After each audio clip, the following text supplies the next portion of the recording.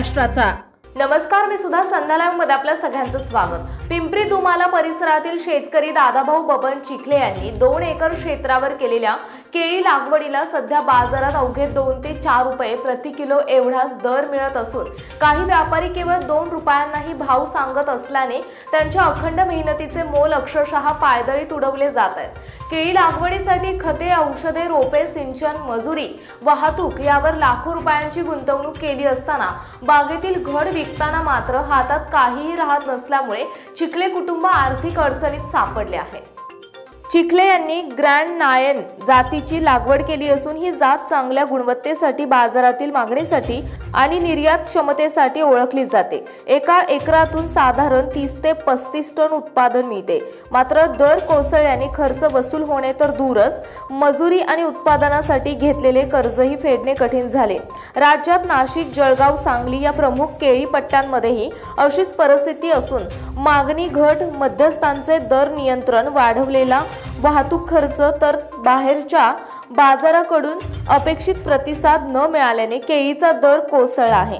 अनेक शेतकऱ्यांनी पिकांना पाणी, औषधाचा खर्च कमी करून किमान तुटवडा भरून काढण्याची धडपड सुरू केली आहे। शेतकरी वर्गाच्या मेहनतीचा अवमान होत असताना शासनाने तात्काळ किमान दर, आधारभाव, थेट बाजारपेठेशी जोडणारी खरेदी सुविधा, प्रक्रिया, उद्योगांना प्रोत्साहन आणि निर्यात साखळी मजबूत करण्यासाठी ठोस उपाययोजना कराव्यात, अशी मागणी स्थानिक शेतकरी आणि कृषी कार्यकर्त्यांनी केली।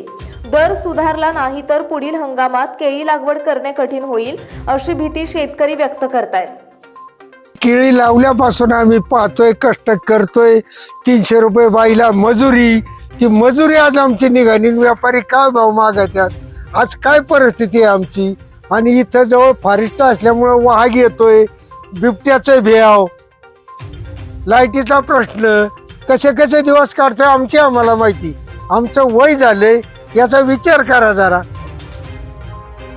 मी पिंपरी दुमाला, तालुका शिरूर, जिल्हा पुणे। माझं नाव दादाभाऊ बबन चिखले। मी केळीची बाग लावायला सुरुवात केली तर 2 एकराला केळी लावली। तर माझा केळीच्या रोपांचा खर्च साधारणतः 60,000 रुपये झाला। खताचा खर्च साधारणतः 90,000 रुपये झाला। असे 1.5-2 लाख रुपये गेले। आणि आज बाग तोडणीला आणली।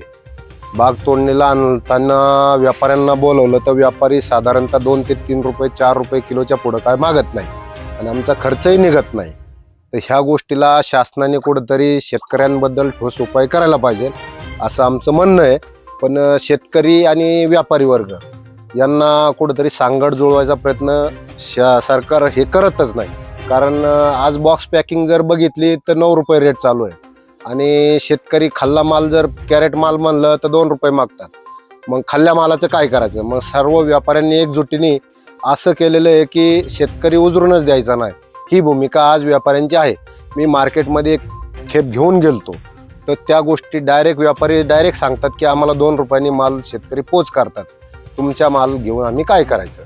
आमचाही माल पुढे खपत नाही। आणि चौकशी जर केली तर एक्सपोर्ट माल 8 रुपये जातोय आणि मग ह्या मालाला कोण खाणार आहे? मी कष्ट करता करता हातपाय दुखायला लागलेत। माझ्या मुलांनी केळी लावली, तिला बाजार नाही गावला, 2 रुपये मागत्यात। आम्ही कशाचे जेव्हा पोट भरणारा, बापला पांगळा झाला, मी पांगळी झाली।